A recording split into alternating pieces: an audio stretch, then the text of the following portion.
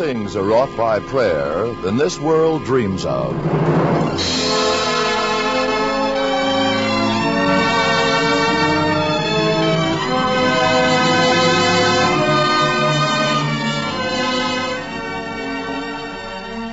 The Mutual Broadcasting System, in cooperation with Family Theater Incorporated, presents The Tin Whistle, starring Robert Young. Fred MacMurray is your host.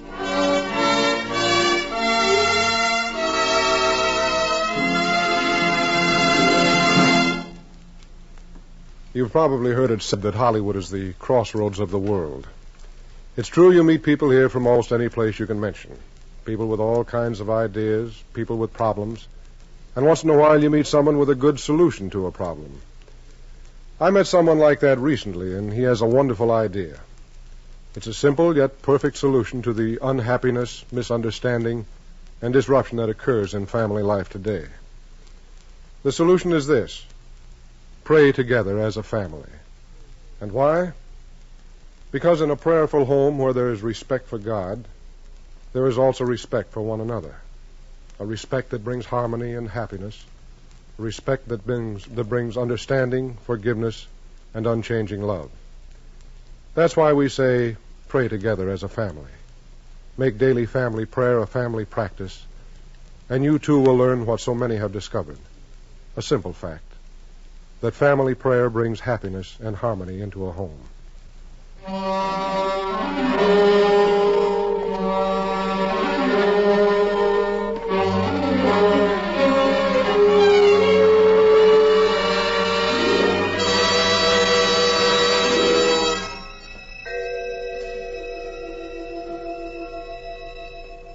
This morning, quite by accident, I came upon an old newspaper item concerning Miss Margaret Rice, who was a teacher at the grammar school I attended. It's been 26 years since I last saw Miss Margaret Rice. She must have been about 33 at the time, and I was 9. My first impulse was to destroy the old newspaper clipping and to dismiss it from my mind. But then I began to realize I've been trying not to think about Miss Margaret Rice all my life, and that I shall never escape the torment of her memory.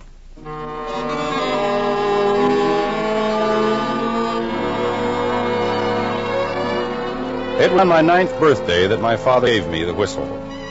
Although I received many fine presents, with the unpredictableness of youth, the whistle became my proudest possession. It was a small tin thing with a barrel stock not more than an inch in diameter. When you blew on it, it made a high, shrill blast, not unlike a police whistle. I gave it a tentative toot, and then put it aside to play with my other presents till bedtime. Martin, put your skates in the box now. It's time you were in bed. Oh, please, Mom, can't I stay up and play some more? It's my birthday, and, well, these skates you gave me are my favorite present. No, Martin. Please, Mom, I don't want to go to bed. It's a half hour past your bedtime already. Then will you come up when I'm in bed and kiss me goodnight? All right, but just for a minute. Your father and I have a lot to do tonight, and he's had a difficult day. He's always got work to do. Your father has to work hard to buy us the nice things we have, like your presents here. You gave me these skates. He didn't. I want to take my skates and whistle upstairs with me. May I, Mom? Yes, all right. Here, let me hang the whistle around your neck. Now go inside and say goodnight to your father, dear.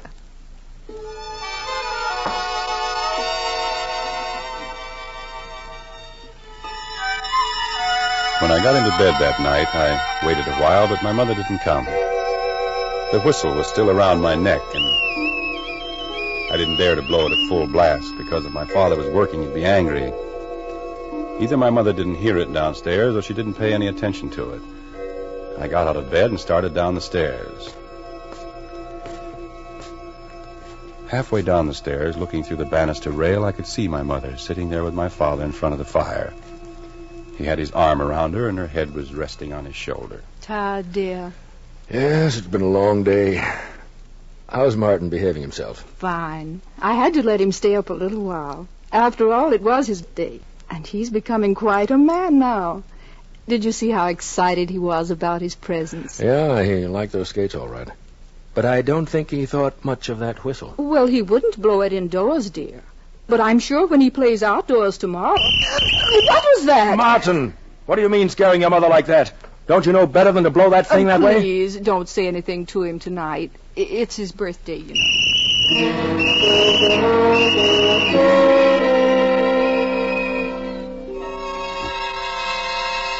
It wasn't long before my father began to regret that I had been given a whistle. It held a growing fascination for me, and I was seldom without it, whether out of doors or in the house. Martin, stop that noise! Martin, did you hear me? All right, I heard you. Gosh, a guy can't have any fun. What did you say? Nothing. Why can't I blow my whistle? Because it makes too much noise. It's getting so we have to listen to that thing from morning to night, and I just won't stand for it. Now you'll either promise never to blow it in the house again, or I'll take it away from you. Now, which is it going to be? But I don't have to blow it so loud. See, I can make it very soft.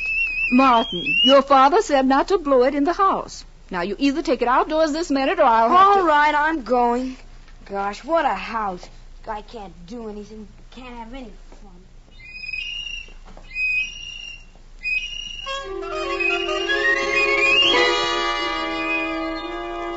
Now I have an adult's appreciation of how horrible it must have sounded. But at the time I felt persecuted, and it made the little tin whistle seem more important to me than ever. I endowed it with a personality, as if it could appreciate my righteous indignation. I took advantage of every opportunity to express my defiance through its shrill voice. Because of my possessive fascination with the whistle, I remember I got into several fights. And as a result of one of them, I lost one of my closest boyhood friends. Hi, Martin. What you doing? Hi, George. I was just polishing a whistle. Look. Gee, that's keen. Let me blow it once, huh? No, I haven't finished polishing it yet. Oh, you never let me blow it. I'm not going to eat it. I know, but I just want to finish polishing it first. Then you'll have some other excuse. What's so wonderful about a tin whistle? I think it was made of gold or something. Oh, you're just jealous because you haven't got one. Oh, yeah? I could have one if I wanted it. My father even bought me one once. Yeah? What happened to it? Well, I lost it. I didn't care. Shucks, who cares about a stupid whistle? Well, I care about mine, and I'm not going to lose it. That's why I don't let everybody blow it.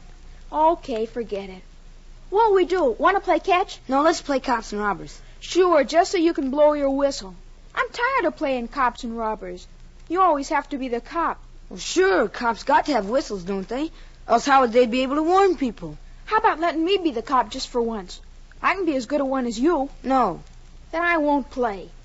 You just think about yourself. You're selfish. All the kids say so. I'm not selfish. Don't say that. You are so. You're just a selfish guy. I said don't say that. Oh, yeah? What are you going to do about it, selfish? There, I said it again. Selfish, selfish, selfish. You dirty, I'll show you. Oh, okay, if that's what you want. Yeah, that's the way I want it, boy.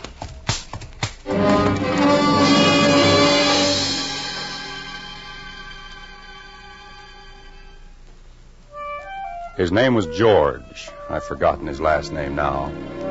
He was one of my best friends, but we were never friends again after that day. I often had to play alone, being my own cop to an imaginary robber. Stop! Stop! I'll shoot! Bang! Bang! Bang!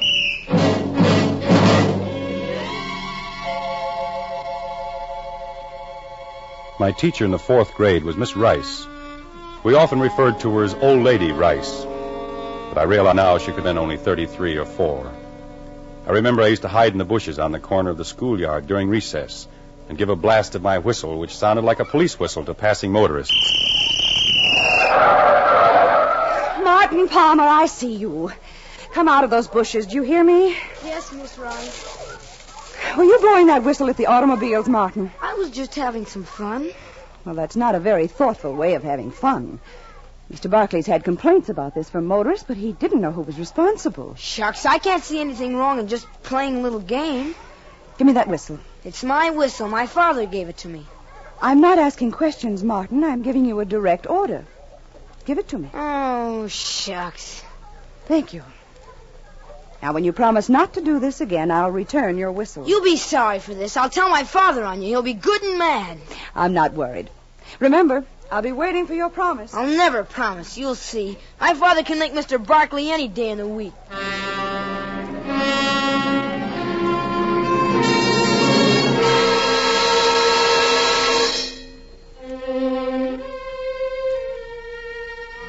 I was called down to the principal's office at the end of the day. In these austere surroundings, I felt like a small culprit. Mr. Barkley wore a very high, stiff collar that seemed to push his chin up and made him look even more imposing. I guess he was quite a handsome man, but he looked like an ogre to me then. Martin, what is the meaning of this? Of what? Why were you blowing this whistle at passing automobiles? Don't you know you could cause a serious accident? Did she tell you that? I've had several complaints from motorists lately about this. Miss Rice told me she caught you at it this morning. What have you to say for yourself? Nothing. Very well. Miss Rice, will you please step in here a moment? Yes, Mr. Barkley. Miss Rice, I think you better keep Martin after school today for an hour while he meditates about what he has done. And here is his whistle. He is not to have it back until he promises he will not use it to frighten people. I understand. Come, Martin. You'll be sorry, both of you. It is not the proper attitude, Martin. You'll stay after school every day for a week until you learn to realize that. So as not to penalize you too much, Miss Rice, I'll drive you home. You'll stop by when you're ready to leave. Thank you, Mel. Mr. Barkley.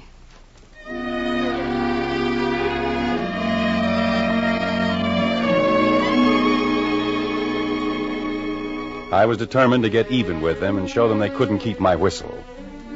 I told the other kids that Miss Rice kept me after school every day just so she could wait for Mr. Barkley to drive her home. This, of course, provided a juicy item for conversation, especially among the girls. They even made up songs about it. Oh, Lady Rice, she can't fool me. She's in love with Mr. B. The girls drew hearts on the sidewalk and on the sides of buildings, with Miss Rice's and Mr. Barkley's initials on them. The boys held up their end, too. Old Man Barkley and Old Lady Rice stay after school. Ain't that nice? I think the first time Miss Rice had any evidence of what was going on behind her back was the day she caught me passing a note to a girl who sat at the desk across the aisle from her. The Lewis and Clark expedition was authorized by Congress in 1803. Their object was to obtain further information about the country west of the Mississippi River, to discover what the regions had to offer of value, and to search out the Indian tribes there. Meriwether Lucy, Lewis, shh. Willie Clark, set Here, out with their take this note. No, she'll see us. Oh, she won't? Here, take it. It's funny. Well, all right. But be careful. Their journey until they reached the forks of the Missouri and named them the... Martin Palmer, can you tell me what they named Three Rivers? What did you say, Miss Rice? I knew you weren't paying attention. Lucy, bring me that note. But, Miss Rice, You heard me. Bring it here immediately. Quick, tear it up. Don't let her see it. Oh, I knew she'd see us. Why didn't you then? Lucy. Yes, Miss Rice. I'm curious to see what is of more interest to you two at this point than the Lewis and Clark expedition. Hand me the note, Lucy. I didn't want to take it. Martin made me. Honest. Quiet now, quiet. Now then, let me see what was so important. I'll bet Miss Rice and Mr. Lucy, is this the note Martin gave to you? Yes, Miss Rice. I didn't want to take it, but he Never made mind, me. Lucy. You may take your seat. Yes, Miss Rice. Martin, come up here. But, Miss Rice, I was only... I said to come up here this minute. Yes, ma'am. Martin, did you write this note? Answer me, did you write this note? Yes, ma'am, but I... Why? Did you think it would be funny? No, ma'am. I was only making a joke. Is this your idea of a joke? Ridiculing people, making fun of them behind their backs? But I didn't mean to make fun. Do you think Mr. Barkley would think this was funny? No, ma'am.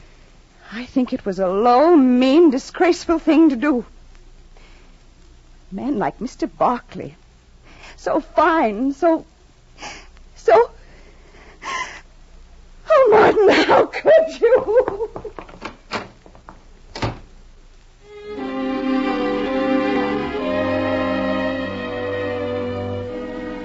I've forgotten now what the note said. Maybe I want to forget. But it must have been something very cruel and nasty. I remember I was stunned by Miss Rice's sudden reaction and somewhat frightened. I'd expected her to slap me or to take me by the ear and march me down to Mr. Barclay's office. But she did none of those things. She just left me standing there as she ran sobbing from the room. I looked around at my classmates, and the expression on my face must have been ludicrous, because suddenly they began to laugh. It surprised me at first because I was still shocked by Miss Rice's peculiar behavior. But as the laughter continued, it swept me up, and I began to laugh with them. Then suddenly I realized they were not laughing at me, but with me. Of course, I was a hero. I had put one over on Miss Rice.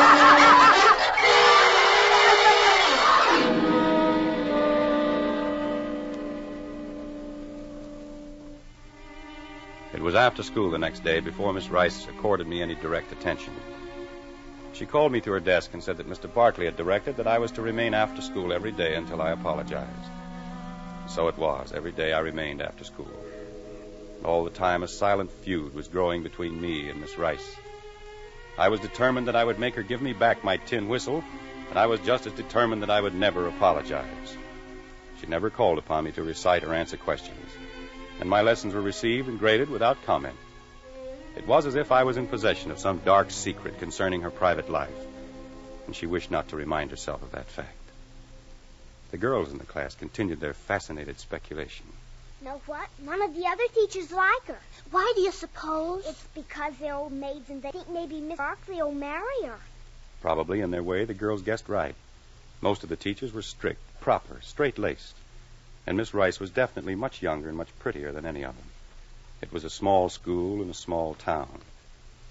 Once going home late after school, I overheard two teachers talking. I really feel it's not proper. Not proper at all. Not in front of susceptible young minds. What I don't understand is Mr. Barclay. He's so careful in most respects. He obviously dreams of being county superintendent someday.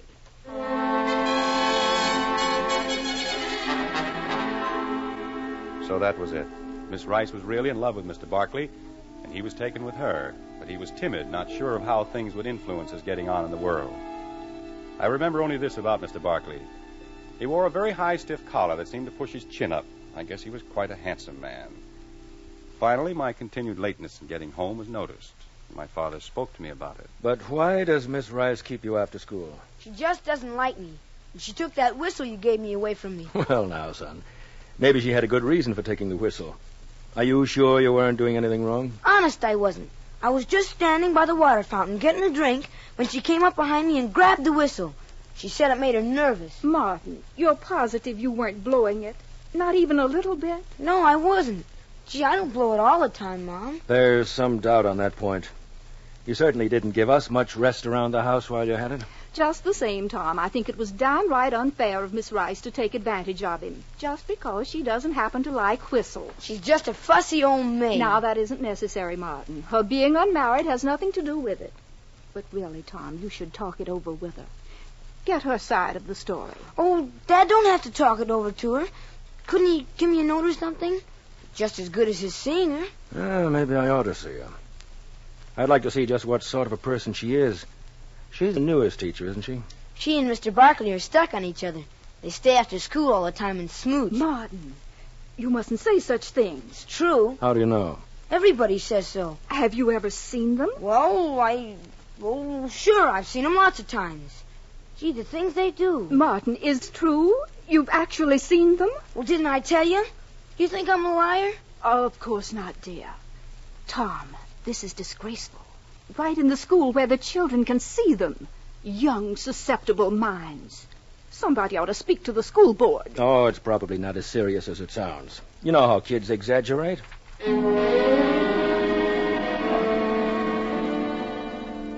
Things happened fast after that. My mother and father became terribly interested in the affairs of Miss Rice and Mr. Barclay, and they communicated their interest to other parents. For my part, I had just one idea. First, to get back my tin whistle, and to get it back without making any promises or any apologies. Who does she think she is? Miss High and Mighty. Thinks she's got influence because she's teacher's pet. Well, I'll show her. I'll make her give me back my tin whistle. I feel a little sick even 26 years later when I think of that hearing. The school board had to take action. The grown-ups had convinced themselves that this was a scandal. Our young, susceptible minds were in danger of being tainted. It was all rather shamefaced and mean-spirited. Martin, did you ever see Mr. Barkley kissing Miss Rice? Yes, sir. Where? In his office. I saw them. They kissed each other lots of times. Thank you, Martin. Miss Hennessy. Yes, sir. Miss Hennessy, as a teacher in a Princeville grammar school, are you of the opinion that there has been anything, shall we say, out of the ordinary going on between Miss Margaret Rice and Mr. Melvin Barkley? Well, I hate gossips and always have. But I've been a teacher in Princeville for over 30 years, 32 to be exact, and I have always tried to do the best job I could and be proud of my duty to guide the destinies of the younger generation. Yes, Miss Hennessy. But answer my question. Would you say Miss Rice and Mr. Barkley had been setting a poor example for the students in their school? Well, I've always held Mr. Barkley in the highest respect. Well, frankly, I don't know a thing. Not directly. I wish you wouldn't insist. There really wasn't any evidence, just mine. But nobody stepped forward to defend Miss Margaret Rice. Not the students, not the teachers. On the witness stand, Mr. Barkley was extremely stiff and prim. I should like the permission of the board to read a short statement into the record. You may proceed, Mr. Barkley. I, Melvin Barkley, declare that at no time has there ever been anything improper between myself and any member of the teaching staff at Princeville Grammar School. In 8 years in this position, no breath of suspicion has ever before been heard against my record. I have at all times been conscious of my solemn obligation to conduct myself in such a way as to provide the susceptible minds of youth with an example of firm, dignified, and impartial behavior. What attentions have you paid Miss Margaret Rice? My attitude toward Miss Rice has always been correct, and our relationship has always been limited to school affairs. Mr. Barkley, I feel obligated to put a question very bluntly. Are you in love with Miss Rice? No, sir. To your knowledge, is Miss Rice in love with you? Well, really, sir, I'm sure I don't know. This is most embarrassing. As a gentleman,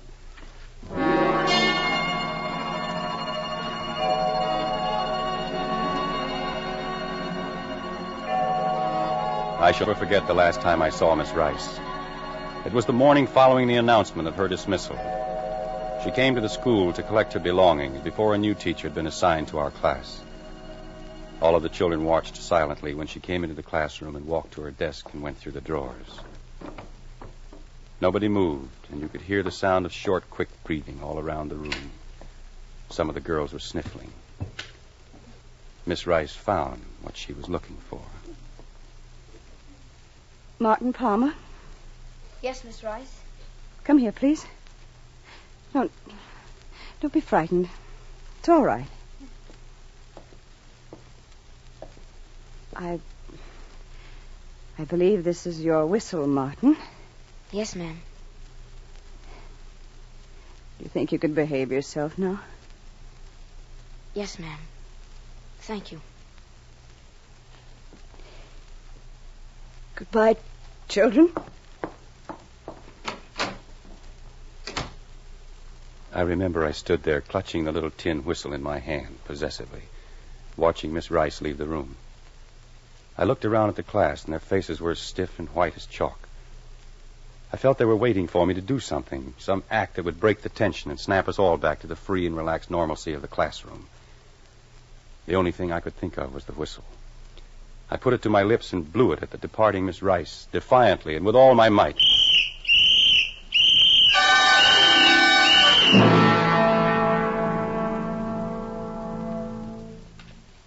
When I went home that afternoon, I showed the whistle to my mother, and she smiled with satisfaction, warning me not to make a nuisance of myself with it. But strangely enough, the whistle no longer fascinated me. I no longer cared about hiding in the bushes and scaring motorists, nor in using it to play cops and robbers. One day, I gave it a final toot, threw it into my closet junk box, and went on to other interests. I never saw Miss Rice again. I heard my parents say she went to live with her family somewhere in the Middle West. Mr. Barkley was later reported teaching in an obscure southern town. He did not cut a very pretty figure. There was an ugly, smoldering cloud of shame over our town for several weeks after the school board meeting.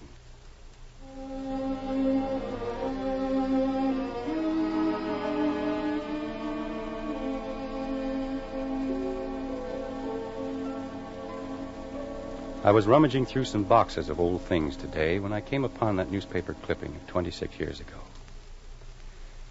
Miss Margaret Rice, 33, until recently a teacher in the Princeville Grammar School, died in her father's home following a short illness.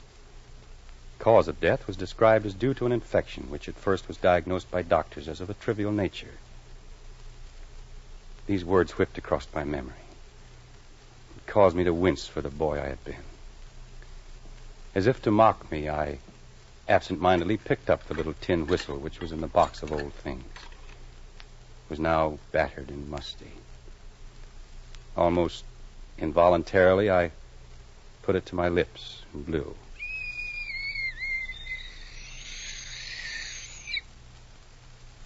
The whistle left a sharp, rancid taste in my mouth. Oh, God. God forgive me.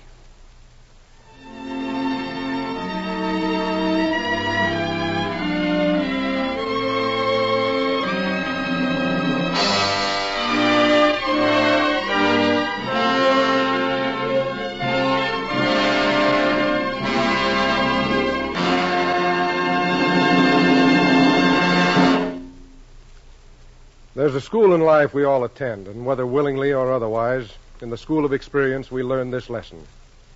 No one can be completely independent in himself. All of us must acknowledge a power and goodness above and beyond us. Yes, our strength and goodness comes from God through the power of prayer. And there's no substitute for the influence of family prayer to keep our families together. Then difficulties and sorrows and troubles become easier to bear. Because we have not only the sincere sympathy of those we love and the kindness of those who love us, we have God's most powerful help. That's why we are convinced it is all important to set aside some time every day to gather together as a family and pray. Daily family prayer means God is there in our homes. And we know this. A family that prays together stays together. This is Fred MacMurray saying good night and God bless you.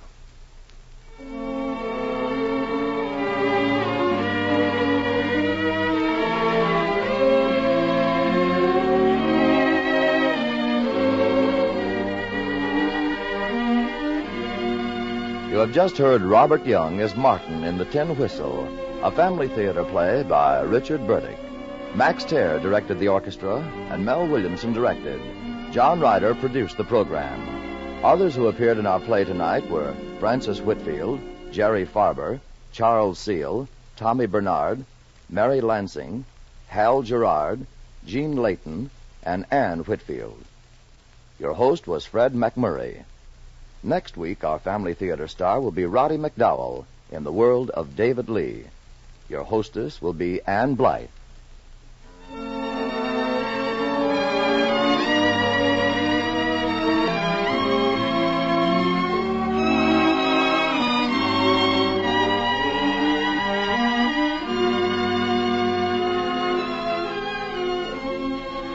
This series of the Family Theater broadcast is made possible by the thousands of you who felt the need for this kind of program, by the Mutual Broadcasting System, which has responded to this need, and by a friend of the New York Foundling Hospital, which cares for homeless and motherless babies without distinction of race, creed, or color.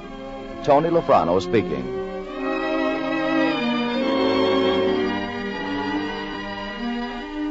This is the Mutual Broadcasting System.